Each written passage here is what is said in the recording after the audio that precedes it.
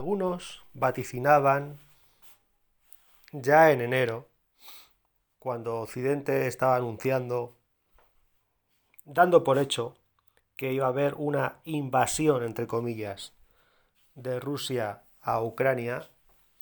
Algunos, como digo, ya vaticinaban en enero que la próxima guerra, la guerra que consideraban inminente, iba a ser una guerra total. Bueno, pues no ha sido una guerra total. Y no es porque los rusos no conozcan lo que es una guerra total, porque la conocen. Pero no han aplicado, no han realizado una guerra total en Ucrania. Si hubiera sido una guerra total, como fue la guerra en la Segunda Guerra Mundial, como fue la invasión de Alemania en Rusia, en lo que era entonces la URSS, si hubiera sido una guerra total, habría sido una guerra de destrucción total, una guerra de aniquilación, una guerra de tierra quemada, como por cierto ha aplicado la OTAN en Libia o ha aplicado Estados Unidos en Irak. No ha sido una guerra total. Ha sido una incursión militar. Y ha sido muy selectiva, seleccionando objetivos. En primer lugar, se produce la entrada de tropas rusas en territorio legalmente ucraniano, aunque ocupado por las autoproclamadas repúblicas de Donetsk y Lugansk, que ya son repúblicas oficialmente reconocidas por Rusia. En primer lugar, el ejército ruso entra en estas dos repúblicas que Rusia reconoce ya como separadas de Ucrania.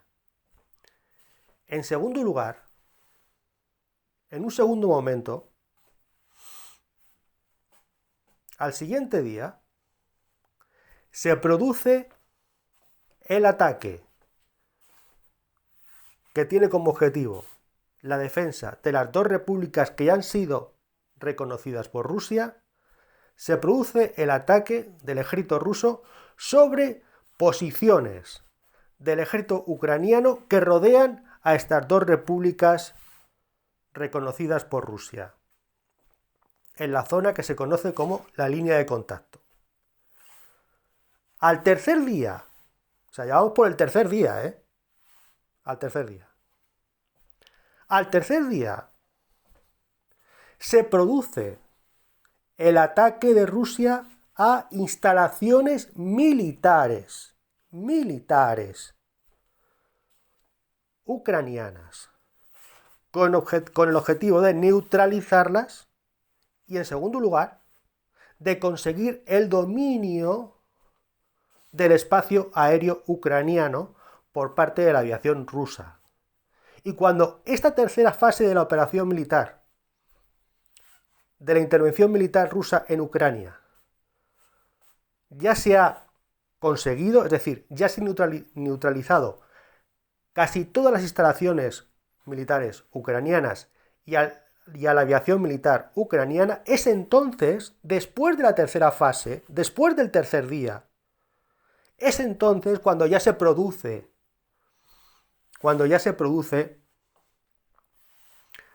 la incursión del ejército ruso en territorio ucraniano más allá de los límites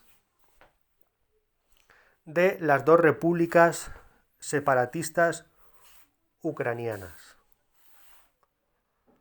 Y para entonces ya estamos en el último fin de semana de febrero. El reconocimiento de las repúblicas separatistas ucranianas por parte de Rusia se produce a comienzos de la última semana de febrero.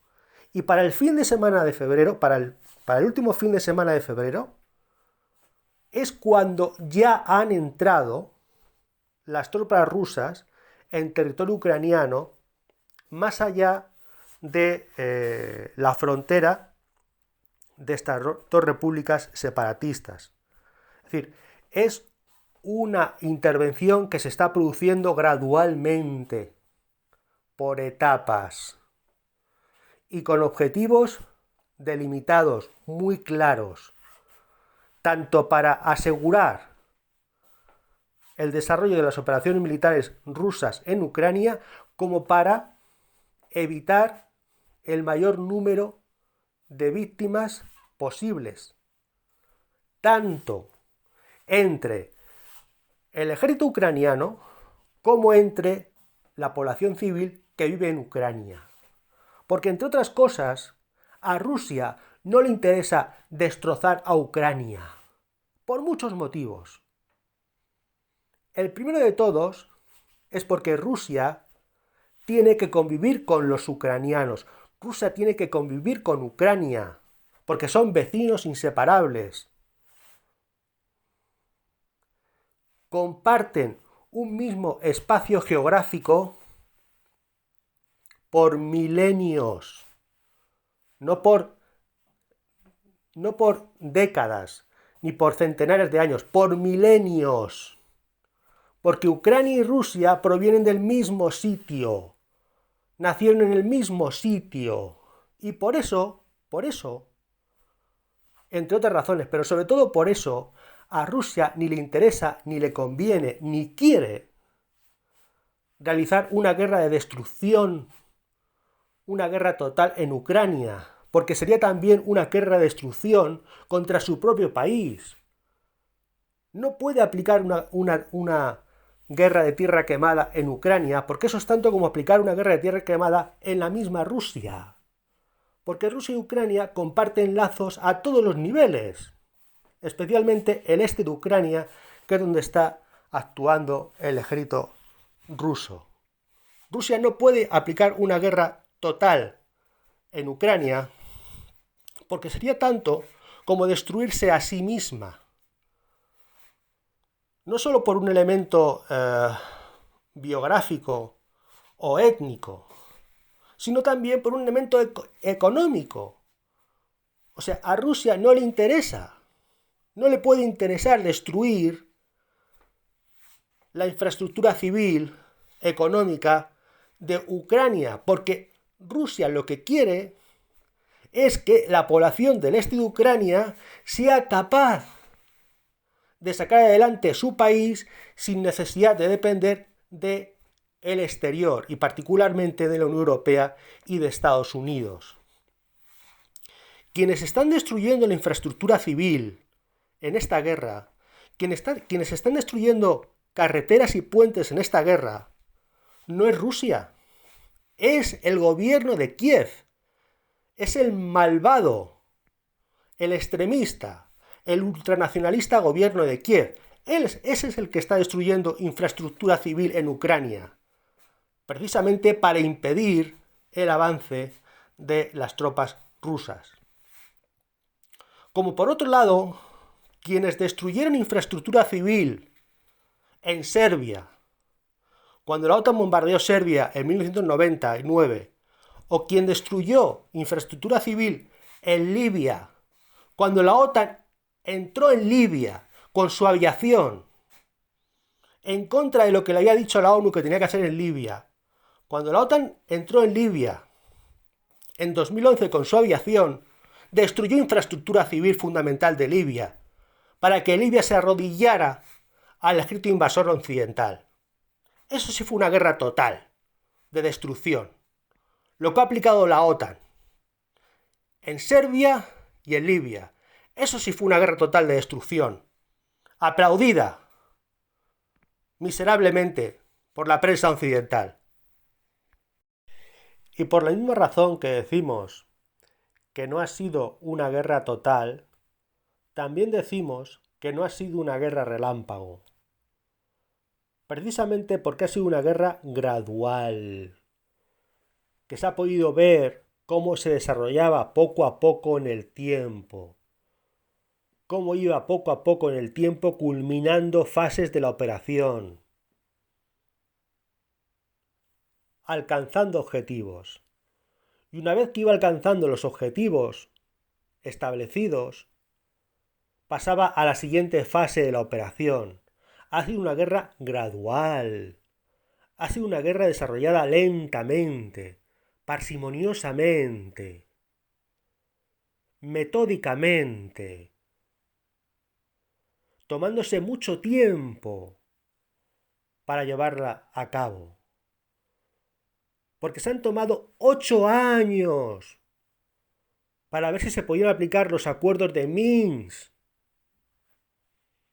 que se firmaron en el 2014. Después del último año en el que se vio claramente que la Junta nazi de Kiev no iba a hacer nada por aplicar esos acuerdos. Es más, despreciaba profundamente lo firmado en Minsk en el 2014. Los políticos neonazis de Kiev, que surgieron del golpe de Estado de Euromaidán, despreciaban todos lo firmado en Minsk en 2014. Y después de cerciorar claramente Rusia que los nazis de Kiev no querían aplicar lo de Minsk y que la única receta que reservaban para el Donbass era la guerra, empezaron a hacer otra cosa. Y desde las últimas Navidades todavía se tiraron otros 2 meses discutiendo lo que hacían. Una vez que se veía que lo de Minsk ya no llevaba a ningún lado. 2 meses discutiendo y viendo lo que iban a hacer. 2 meses todavía.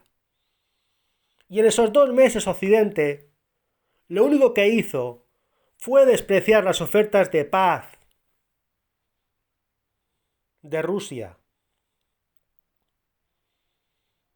Estuvieron dilatando todavía las conversaciones con Rusia para ver si salía adelante o no lo de Minsk, para ver si a Rusia se le daban garantías de que Ucrania no iba a entrar en el bloque de la OTAN. Todavía se tiraron 2 meses más, dilatando el tiempo, perdiendo el tiempo, únicamente para ver lo que Rusia hacía, porque no querían dar ninguna oportunidad a Rusia de resolver la cuestión pacíficamente. Todavía perdieron el tiempo 2 meses más, solo para presionar a Rusia, solo para provocar a Rusia a tomar una decisión radical, in extremis, como ha sido esta guerra. Una guerra no querida por Rusia, solo querida por Occidente, para destruir Ucrania y destruir Rusia, para destruir el eslavismo oriental, para sentarse sobre el eslavismo oriental e imponer sus gobiernos, imponer sus regímenes prooccidentales en Ucrania, en Rusia y en Bielorrusia, que son los 3 grandes países en el este de Europa. Los 3 grandes países del eslavismo oriental, y que tienen que destruir, para destruir completamente el bloque político euroasiático, y para hacer sobre las ruinas de Rusia otra cosa. Una colección de mini-estados que no tengan capacidad política, que económicamente estén totalmente al servicio de Occidente, que militarmente sean insignificantes y que socialmente estén destruidos, y que su cultura sea una cultura vasalla, extranjerizante y totalmente ajena a sus raíces históricas. Por lo tanto, esta guerra no ha sido ni total ni relámpago. No ha sido una guerra de destrucción, no ha sido una guerra de invasión. Ha sido una incursión militar para asegurar la viabilidad política, económica y militar de las repúblicas separatistas ucranianas que finalmente Rusia ha tenido que reconocer porque no le ha quedado otro remedio. Por esa razón se ha producido la guerra. No ha sido una guerra de invasión ni de cambio de régimen. Ha sido una guerra para asegurar la viabilidad política y económica de las repúblicas prorrusas ucranianas.